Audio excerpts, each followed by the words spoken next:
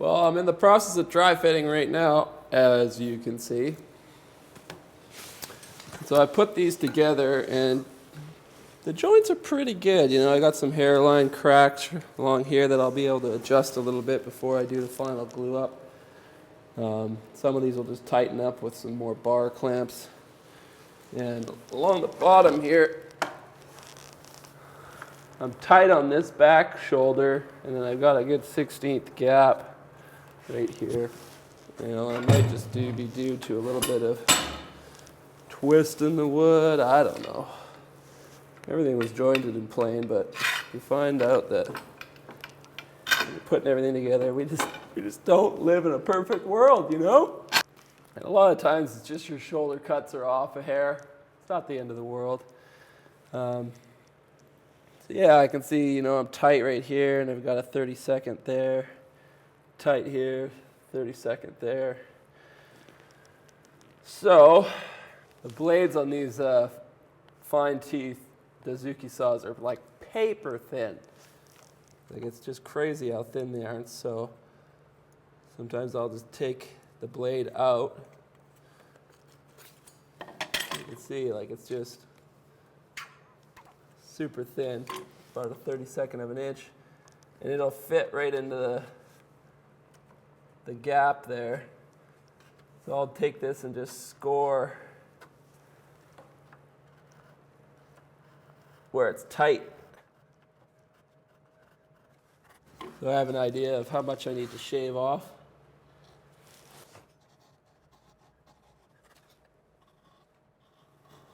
And then you can take that, once you take it apart, you'll see the little saw curve right on the edge. And then you just take a real sharp chisel and pare down the rest all the way to the tenon.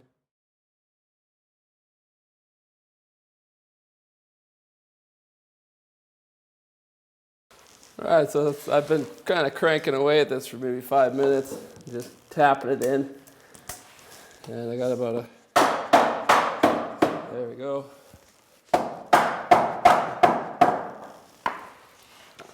So test fit each one first by itself, and you will encounter more friction and just a bit more grief putting it together all four, because it's wood, you know, there's going to be a little bit of a rack.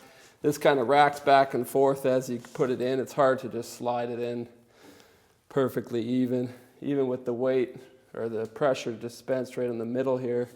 It still kind of binds back and forth, so you kind of got to alternate, you know, back and forth to get it in there. And once you're in, you can test fit your wedges.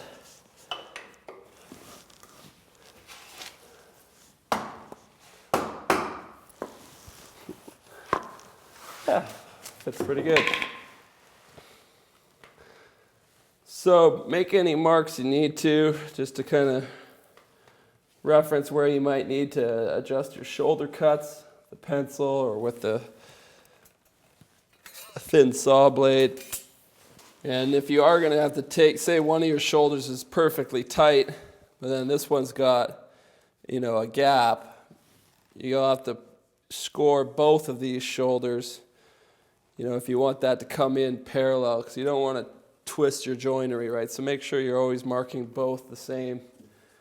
You know, if it's just a saw blade like this, then you probably wouldn't notice that tiny little 32nd of it being out of square. But if it's more than that, just make sure you adjust both shoulders accordingly so you keep your parallel and your square the same as you're tightening up your joints. All right. So now I'm going to leave this part assembled here, because if you take everything apart, unless you have it all perfectly labeled, a lot of times you'll mix up the pieces. So I'm going to just do one piece, one section here, get all the joints fit perfect, and then I'm going to sand it all and round over these edges with a 1/8 round over. If you want to leave them sharp, do whatever you want. Yeah, and get it all perfectly prepped, sand all the marks and lines off. Other thing that I laid out right here was, once I had my pieces in, is I just traced the inside of this dado. right where it lands on the post. So now I'm going to take my square and mark those points around the corner, make sure they line up with the other dado on this piece, and then I have to chisel that out about 3/8 of an inch. Same depth as my dados here, and on this piece, I'm going to dado that out, and then I can notch my walnut shelf to slide into that dado as well.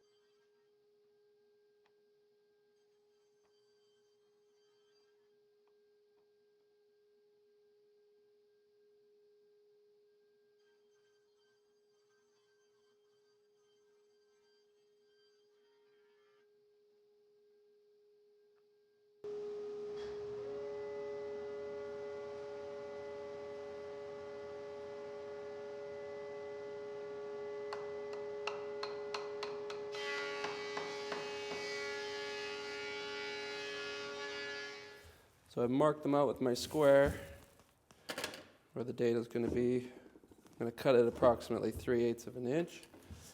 And to make the chiseling go a little easier, I just do the edges with the saw here.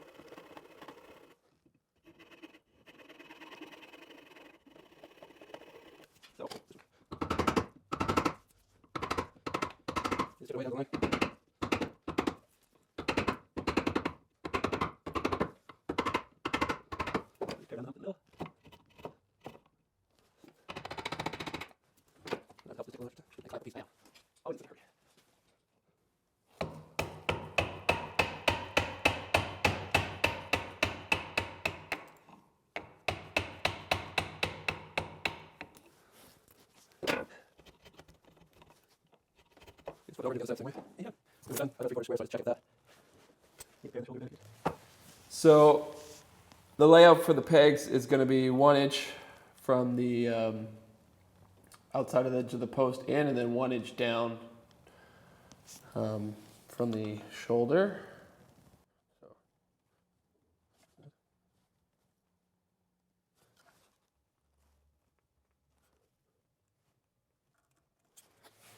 So after knocking out the square peg holes, I just clamped it on here tight to my shoulder. Then I just trace out the inside. I only recommend you try square holes if you have a dedicated mortising machine. If you are doing round pegs, simply glue up all your pieces and drill in the dowels after the fact. You can also choose to do no dowels at all as long as you use sufficient glue.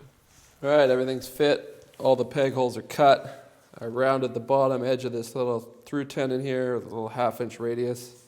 I actually just did it with a file, a nice sharp file. And we're ready to glue up. So I just got a little cheapy brush here from the hardware store, and I'm just going to kind of blob the glue on and use the brush to just spread it out inside the mortises. Now, because these mortises for the legs and these top mortises for this cross tie are pegged, I'm really not concerned about being really liberal with the glue. I'm just going to put enough glue in there to really hold the joint tight. And then once it's dry, I'm going to sand it flush and make it all pretty on the outside.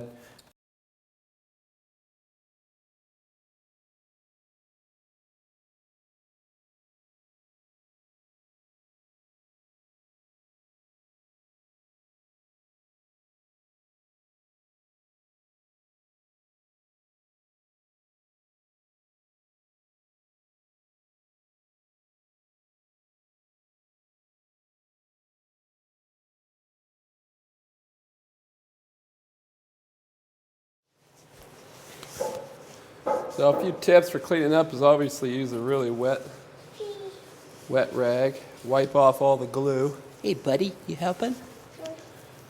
And then I use my flat bar here, take the rag, get right in close in that joint, get that excess glue out of there so it's nice and crisp and clean. And then I just make a smaller size peg here, and I just make sure that all my square peg holes are cleaned out of glue, that there's no glue dripping in there.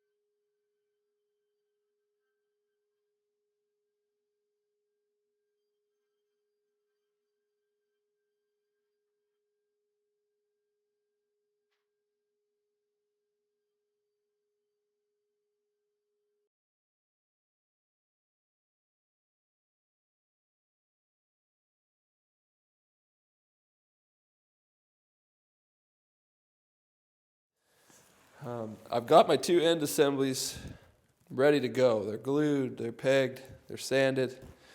Everything's just purty. So the last thing I got to do is cut this panel, this inset panel. I've just been checking it to make sure it fits in my dados. It's nice and snug. It's not too snug. Just pushes in by hand. I've sanded it up 150, and all I got to do is notch the corners around the posts so that I can slide into the channel that's on these short cross ties right here. So I just got to make a little notch right here.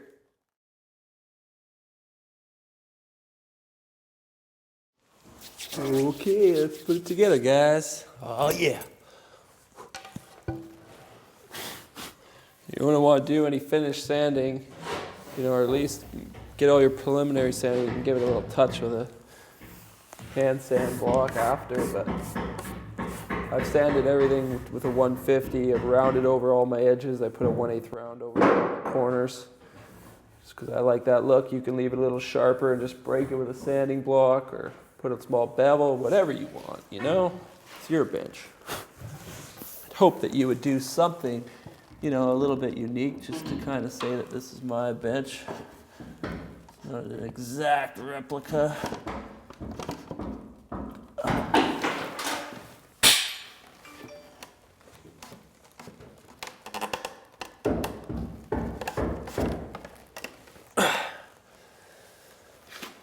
Now, a couple of tools that have just been invaluable to me on this project are my little spacer pucks. Keep everything in place. Great for routering, sanding, anything. And if you don't want to ding up, you can just put them there. And it's just, they're great. And the other tool has been this carving mallet. It's made out of this, kind of polymer. And I've just been pounding because you gotta hit this stuff together, even when everything's perfectly fit, and just the friction of wood always gets in the way. And this doesn't damage the wood at all, mind you. I'm using very hard wood. If you were to smack a piece of spruce with this, it might dent it a bit more, but This is a great kind of rubber mallet, so I recommend using a rubber mallet of some kind.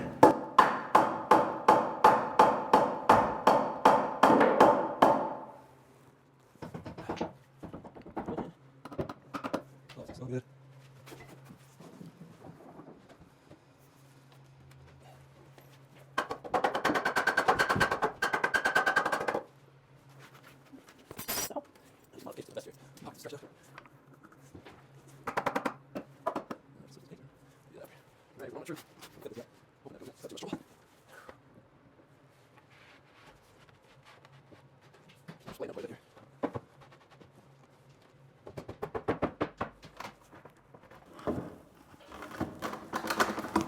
Okay.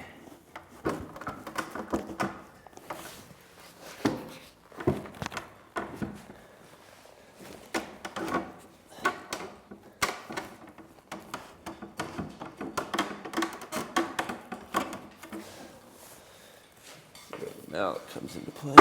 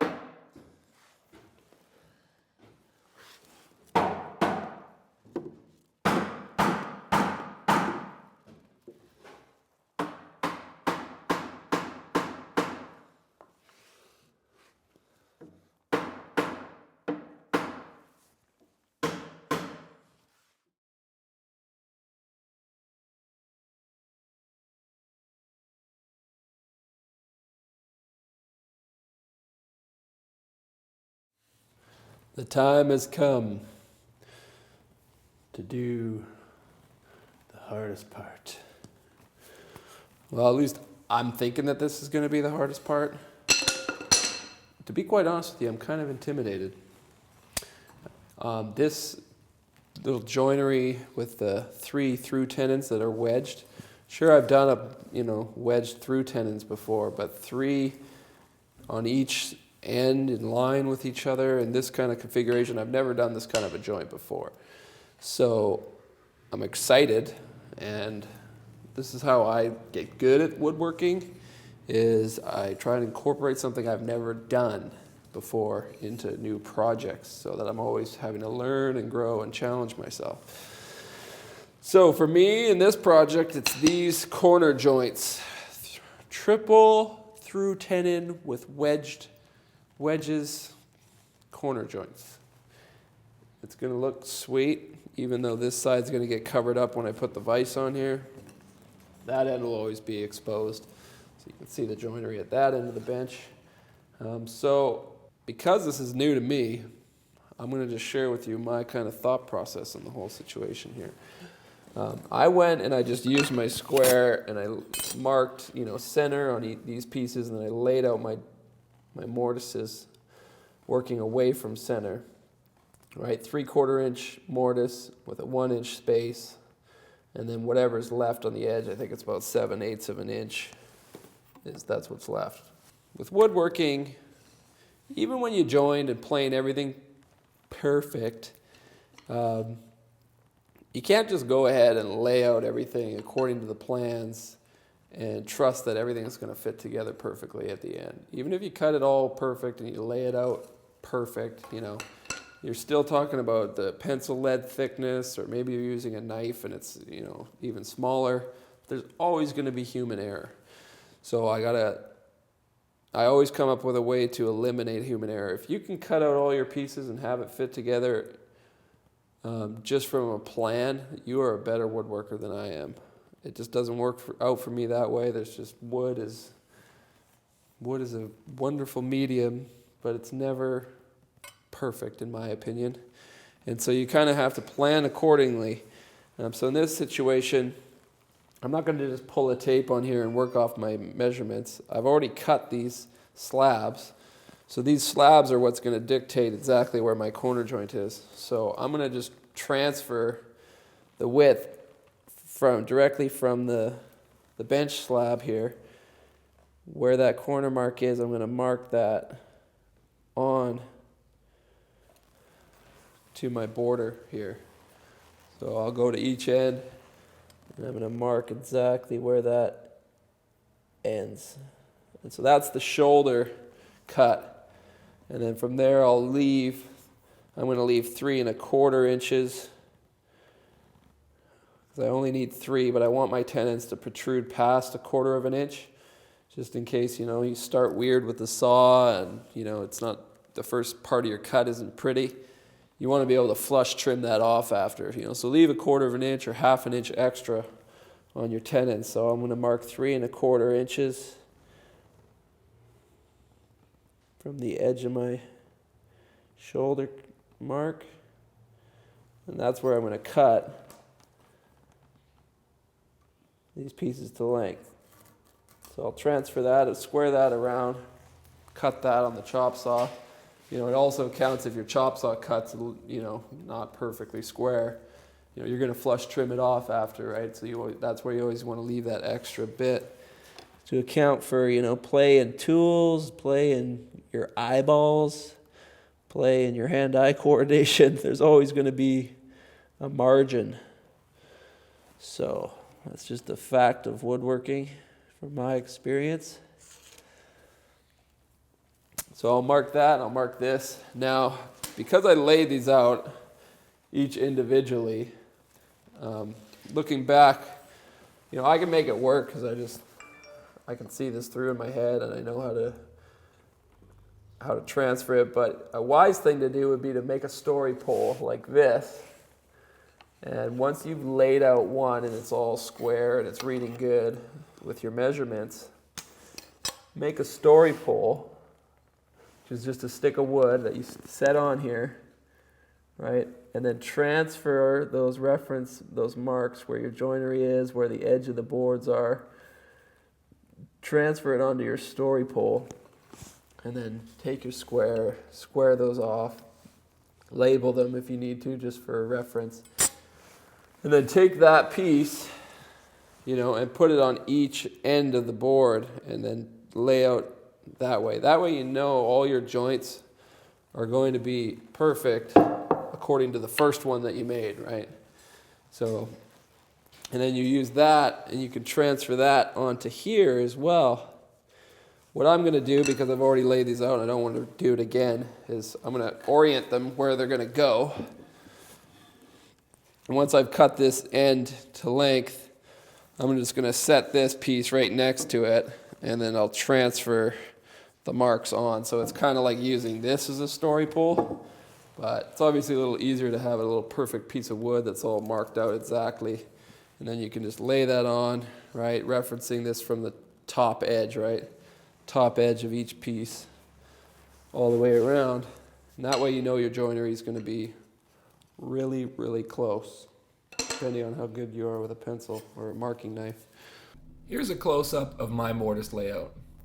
These outside lines represent the width of the mortise at the widest point, the outside face, and these inside lines represent the width of the mortise at the inside face. The 1/4 inch space in between the two represents the taper from one side to the other. From there, I lay out the mortises across the width of the board. And once the mortises are laid out, I scribble where the wood will be removed, just so I don't have any brain farts when it comes time to cut them out. After that, I clamp both pieces together and use my framing square to transfer the lines across both pieces. I then repeat this process on the back side of each board and double check with my square to make sure that my mortises are not crooked.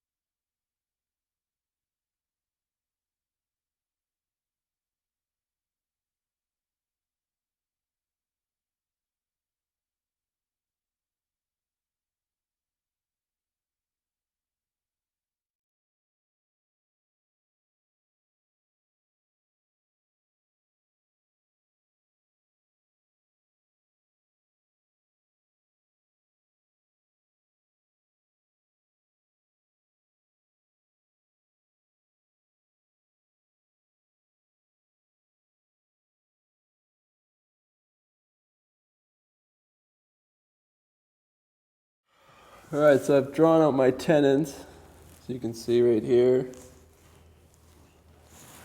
And the way I did it is I just transferred these marks, flushing up the top. If I line it up, all my lines are right on the money with these mortises. So I know that those are a mating pair, right? So I'll call this corner 1. And as I go around, I'll, mark the next corner, corner 2, 3, and then 4 back to this corner. That way I know I'm not transferring the lines from a different layout, trying to make them all fit. So just make sure you label everything accordingly. Now the fun part is cutting this out.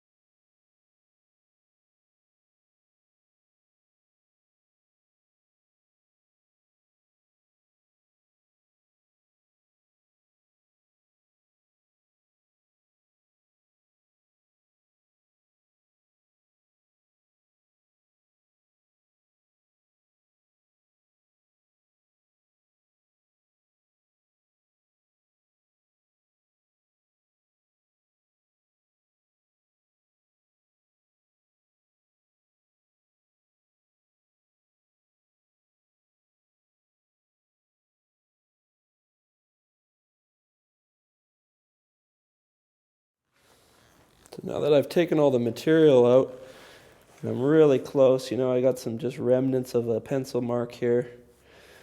Near the tip of the tenon, I'm using my file just because can't get a plane in here. It's a bit tricky trying to plane such a small tenon with a block plane. And it doesn't have teeth on the edges, which is nice because when you get into a corner, you're not going to overfile that shoulder, which is handy. So I know I've got about 1/4 of an inch proud past the edge of the end board. So I want to keep that as tight to 3/4 as possible, and then everything that's down in here, I can feather that down a hair. So I try and take off my line up to about 1/2 an inch from the end of the tenon. I'll take off the line completely on either side.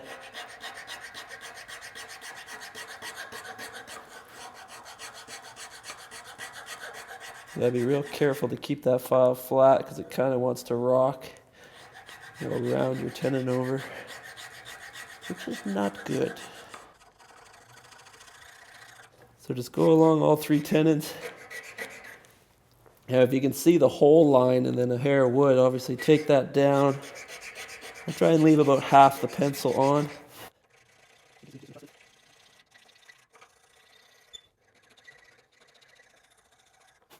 And once you've got everything pretty, check it with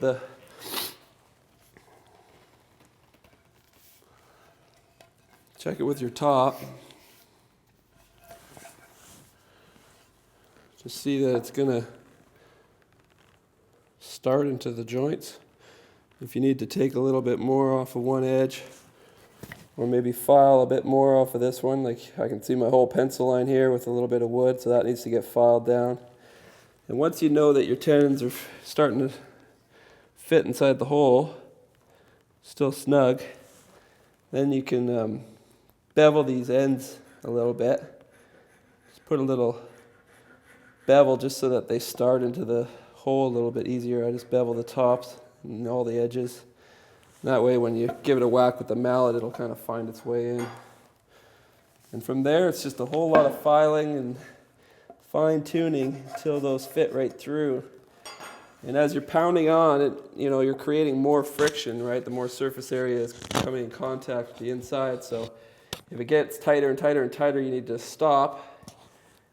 Kind of make some pencil marks where you see that the edges are super tight or on the end grain. Make a little pencil mark, knock it off, file it down, and you'll see the wood get shiny in really high friction spots. It kind of polishes as it pounds tight. So you want to take a chisel or a file and just file down any of the little shiny polished areas inside the mortise and on the tenon, because those are where you're creating the most pressure. And you just really take your time at this point and just get it perfect. Now this part is tricky. We got to cut 3 tenons at the same time, all spaced out. But it's pretty straightforward. You just keeping that saw straight is the hardest part. So I put my eyeball directly behind the saw. I look down the line and I just line that saw blade up, keep it plumb with that line.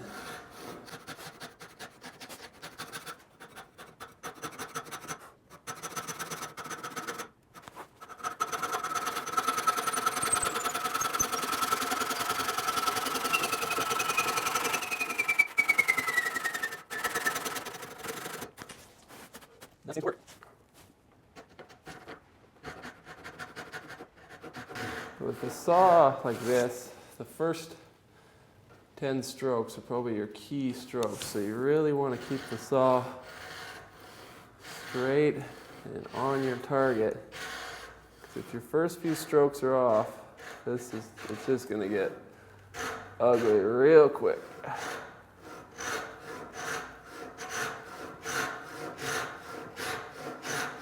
Really no correcting it once you're off on a bad route.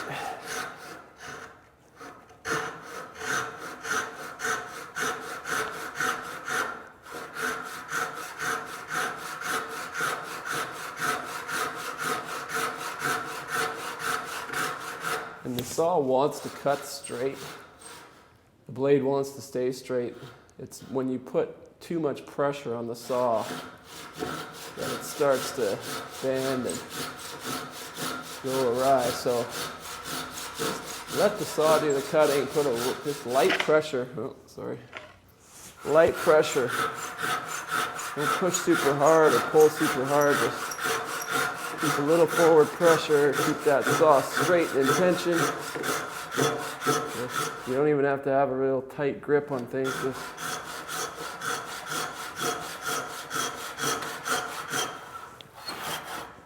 oh, I'm starting to go off here.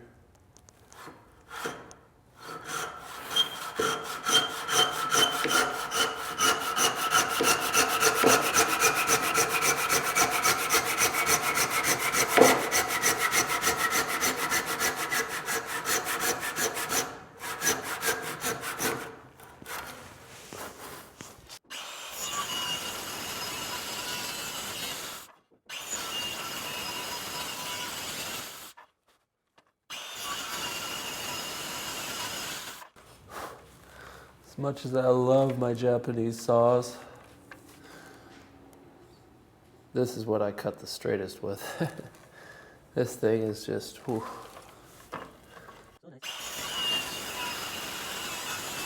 Just splits the line every time. So smooth. And with the Japanese handsaw, you kind of, your initial reaction is to hold it, choke up on it, hold close to the blade like you would with a hand, Western handsaw where the handle's right where the teeth are. But the best way to hold is down near the tail of the handle, right? And you let gravity kind of keep the saw plumb. You don't need to grip it or try and manipulate the saw, right? And then if you hold your finger just to keep it flush with what you're cutting, keep a really light grip on the saw, just a bit of pressure on the front edges. You don't need to have pressure all the way around, just really light. And just let the saw cut, just adding a little bit of pressure forward on that pull stroke. And you'll find that the saw just naturally wants to cut straight. It's working in tension, the blade's held straight. So just, light strokes will give you the best success. And you want to hold down near the rear, and then if you're two-hand holding it, you hold it like you would a Japanese katana, one near the top, one near the bottom. you can straighten a finger to help really kind of keep your saw in line. But this is also just a practice thing. You have to learn to practice. And I've gone for the 1/4 inch wedge. So the mortises on the outside face, facing out, are going to be, a 1/4 inch wider on either side than the other side. So the side where the tenons enter is 1 1/4 inches, and then the outside is going to be 1 3/4 inches, spaced from center. So I'm going to lay out these tenons, get them cut, and just go through the fitting process. Now, having a mortising machine obviously makes this so much easier, but let me tell you, it doesn't eliminate chiseling. I still have to do a lot of chisel work. I chisel the tapers in by hand and, pare the edges smooth and check them with my 3/4 inch square here, that we have a nice tight fit all the way through. And I check all the faces, because even those tinning machines, they don't match up quite perfect, and you have to shave a little bit off the inside, give it a little bit of a dip from edge to edge, just so the friction, there's a lot of friction on these tenons, as they're touching all 6 surfaces right here. And even the tapers kind of relieve the sides. So I relieve that a tiny little bit with like a file, to file the inside a little bit. Don't touch these outside edges because you want those to be tight, and same on the other side. But just relieve a little bit of the pressure. So there's a lot of chisel work still to be done, even though you have a mortising machine. So with a drill press, it's more chisel work is ultimately what it is, and a little bit more time. But as far as accuracy goes, if you're good with your tools, the mortising machine doesn't give you a significant advantage. It just saves you a bunch of time. That's all it does. From there, find our top, right? Here's the top. We're going to lay out the mortises for these table slabs, which are 1.5 inch long tenon. And the tenon is 1 inch down from the top, so make sure you check your top face. Mark 1 inch down. The tenon's 1 inch thick, so you mark 2 inches as well. And then it's 3/4 away from your shoulder is where it starts. And mark the end of the mortise on both sides. 3/4 away from the shoulder.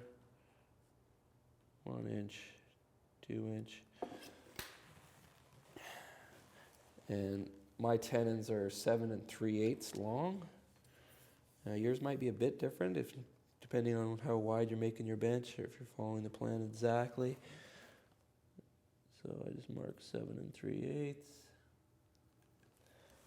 I give a little bit extra just so you're not going to bind on those ends as you're fitting everything together. Sometimes you need a little bit of wiggle room.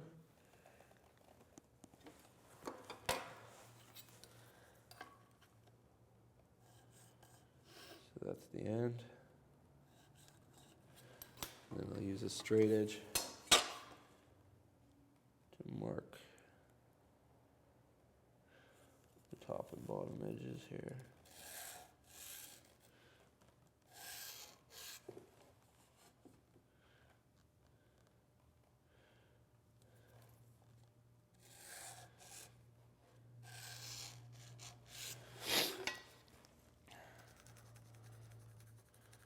Give those little scribbles so I know what I'm cutting.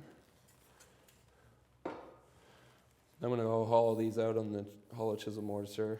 You can do it with a drill press or even just a freehand drill. Because these are all hidden, it doesn't have to be perfect, but you always want to strive for perfection, But ultimately, once you get the glue in there, mixed with these joints wedged together, like this bench top is going to be bomb proof. Take a sledgehammer, do it all day, and it'll never come apart.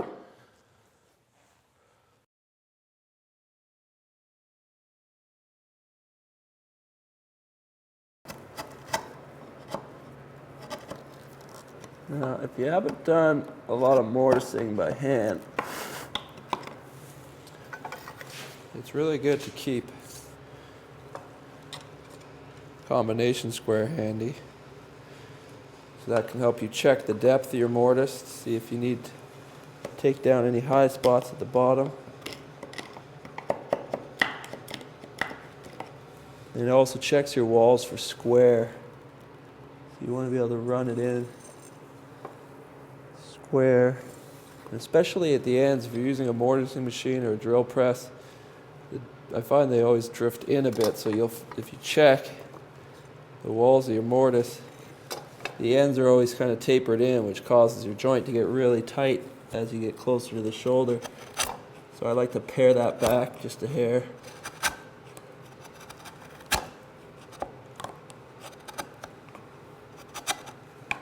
That way I know that the ends of the mortises are not going to get in the way. And we just have a little bit of snug friction on the tenon. And then leave a little room for some glue. Once you pair the sides of your mortise, just want to dry fit it. Make sure that it fits. Yeah.